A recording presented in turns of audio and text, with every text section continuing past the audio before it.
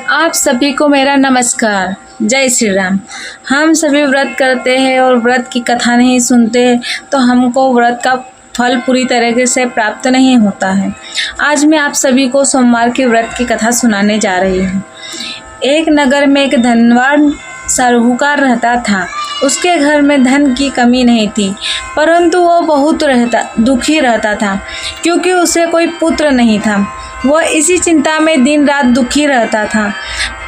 पुत्र की कामना के लिए वो प्रत्येक सोमवार शिवजी का व्रत और पूजन किया करता था तथा सायकाल मंदिर जाकर शिवजी के सामने दीपक जलाया करता था।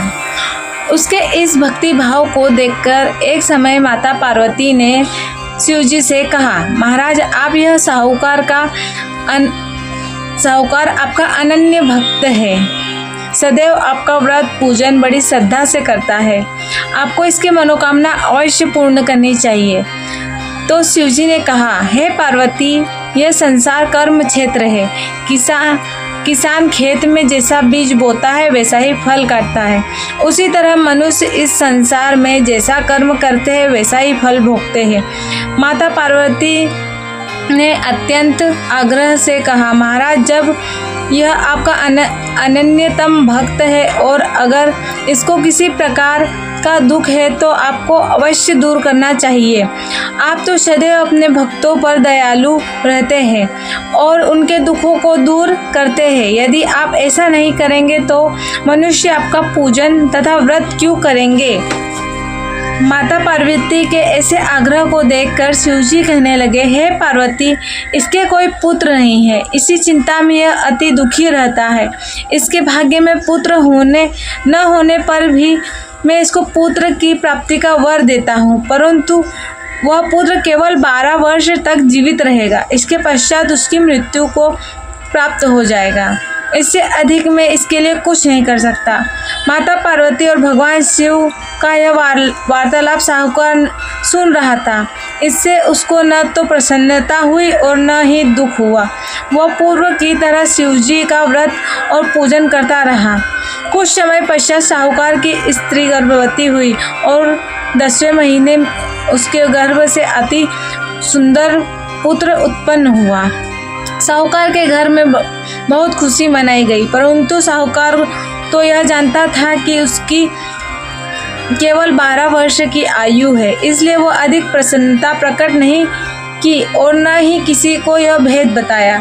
जब बालक 11 वर्ष का हो गया तो बालक की माता ने उसके पिता से उसकी विवाह करने को कहा। साहूकार ने कहा, अभी मैं इसका विवाह नहीं करूंगा, मैं अपने पुत्र को काशी पढ़ने के लिए भेजूंगा। साहूकार ने बालक को मामा को बुलाकर उसको बहुत सा धन देकर, तुम इस बालक को काशी पढ़ने के लिए ले जाओ और रास्ते में जिन जिन स्थलों से भी जाओ, यज्ञ करते ब्राह्मणों को भोजन कराते तथा दक्षिणा देते हुए जाना।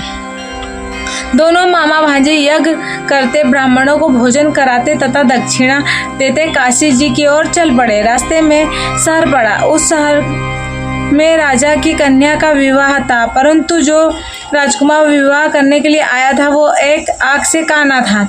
उसके पिता राजा को इस बात की बड़ी चिंता थी कि वही राजकुमार को देखकर राजकुमारी या उसके माता पिता विवाह में किसी प्रकार की अड़चन न पैदा कर दे। जब उसने सेठ के अति सुंदर लड़के को देखा तो मन में विचार किया, क्यों न द्वारचार के समय इस लड़के से वर का काम चलाया जाए। ऐसा मन में विचार कर उस राजकुमार के पिता ने उस लड़के और मामा से बात की। वे राजी हो गए। फिर उस साहूकार के लड़के को वर के कपड़े पहनाकर तथा घोड़ी पर बैठाकर कन्या द्वार पर ले गए।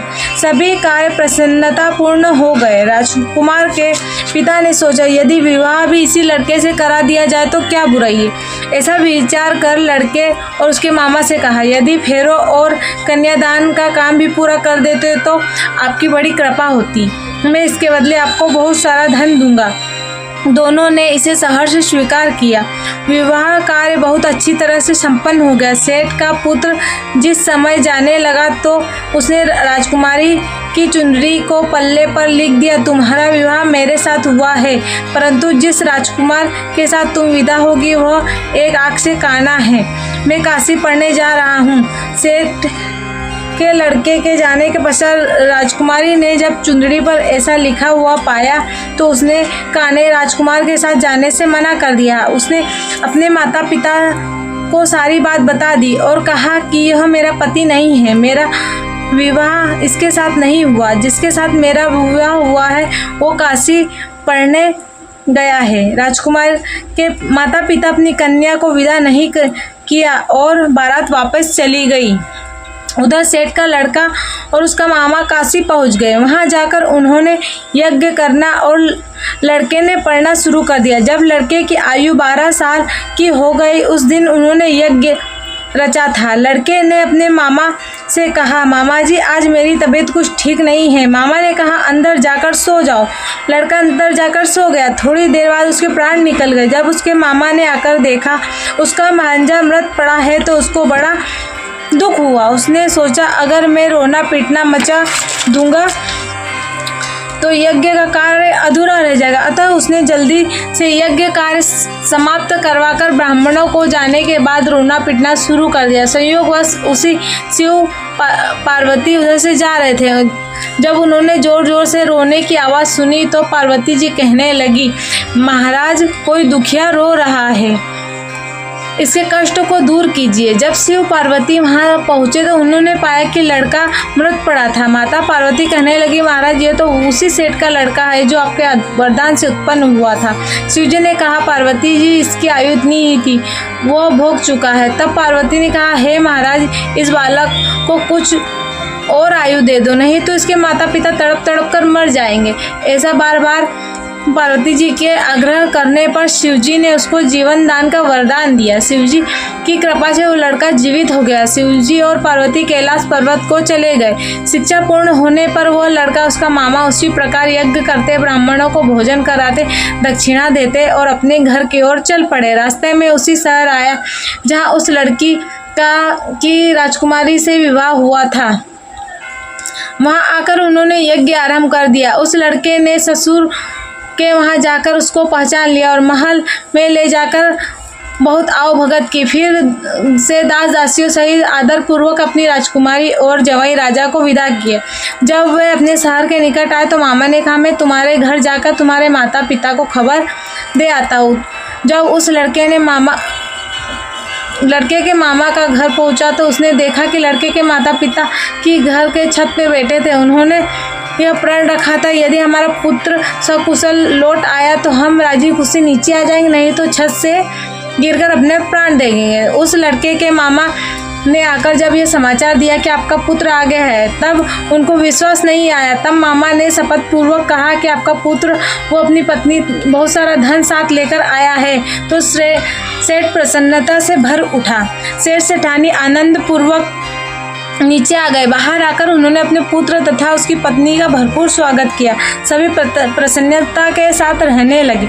जो कोई सोमवार के व्रत को धारण करता है अथवा इसे कथा को पढ़ता है या सुनता है उसके सारे दुख दूर होकर उसकी समस्त मनोकामनाएं पूर्ण होती है तथा इस लोक में नाना प्रकार के सुख को भोगकर अंत में सदा शिव लोक को प्राप्त होता है। मेरी कथा आपको अच्छी लगे तो लाइक करें, कमेंट करें और शेयर करें। जय श्री राम।